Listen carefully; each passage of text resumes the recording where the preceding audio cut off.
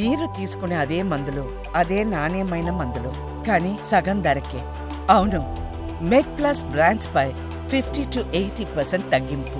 Madam, ఈ fits వచ్చినప్పుడు ప్రజల్లో అవగాహన పెంచడానికి what to do, what not to do. ఎందుకంటే ఇప్పటికీ చాలా మంది నీళ్లు పోయడం, చేతిలో ఇన్పై పెట్టడం ఇవన్నీ చేస్తున్నారు కదా.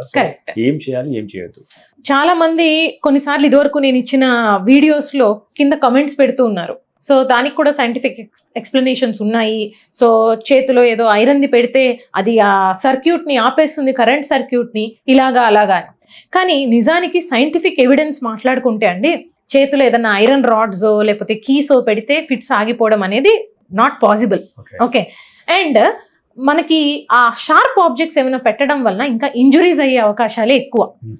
సో అలాంటివి పెట్టడం వల్ల యూజ్ లేదు, పెట్టకూడదు.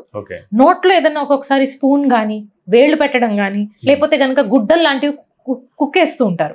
అదేంటంటే వాళ్ళకి ఆ నాలిక కొరుక్కొని బ్లడ్ రాకుండా పళ్ళ మధ్యన అడ్డం పెట్టడానికని ప్రయత్నిస్తుంటారు. అదంతా కరెక్ట్ కాదు. వాళ్ళకి ఇంకా సఫకేషన్ ఎక్కువై ఊపిరాడక వాళ్ళు చనిపోయే అవకాశాలు ఎక్కువ. సో అలాంటివన్నీ చేయకూడదు. అండ్ ఎవరికన్నా ఫిట్స్ వస్తున్నప్పుడు గట్టిగా చేతులు కాళ్ళు పట్టేసుకోవడానికి ట్రై చేస్తారు. వీళ్ళు కొట్టుకుంటున్నారు, సో మనం ఆపేయాలి వాళ్ళని అన్న టైప్లో. సో అప్పుడేమవుతుంది, ఈ ఫోర్స్ఫుల్ గా మూవ్ అవుతున్న షోల్డర్స్ కానీ హిప్స్ కానీ ఫ్రాక్చర్స్ అవుతాయి. సో డిస్లొకేట్ అయిపోయే అవకాశాలు ఎక్కువ. అండ్ వాళ్ళని మనము ఎక్కడైనా ఒక సేఫ్ ప్లేస్ కి మూవ్ చేయాలి ఫస్ట్. ఓకే. సో ఎక్కడన్నా కుర్చీలో కూర్చొని ఉన్నారు, వాలిపోతున్నారు ఒక సైడ్కి, వాళ్ళని కింద నేల మీద పడుకోబెట్టాలి. సైడ్కి తిప్పి పడుకోబెట్టి ఉంచాలి. సో వెనకాల ఒక దిండు కానీ, మెత్తటి పదార్థం, పరుపు లాంటిది కానీ, లేకపోతే మన దగ్గర స్కూల్ బ్యాగ్స్ ఏవి రెడీగా ఉంటే అవి వాళ్ళ తల కింద పెట్టడానికి ప్రయత్నించాలి. సో నోట్లోంచి ఏమైనా నురగ లాంటిది వస్తే సైడ్కి పడిపోయే వీలు ఉంటుంది. అలానే ఫ్లాట్ గా పడుకోబెట్టామనుకోండి, వాళ్ళు ఉక్కిరి బిక్కిరై వాళ్ళకి ఊపిరి అందదనమాట. సో దాంతో పాటుగా ఏంటంటే కొంచెం ఎయిర్ వాళ్ళకి అందేలాగా చూడాలి. సో టైట్ గా కాలర్ లాంటిది లేకపోతే బటన్స్ లాంటివి ఏమన్నా వాళ్ళ మెడ చుట్టూతో ఒత్తుకుంటున్నాయా అవి లూజ్ చేయాలి. లూజ్ చేసి వాళ్ళకి ఏంటంటే మనకి చుట్టూతా కాస్త స్పేస్ వదిలిపెట్టాలి.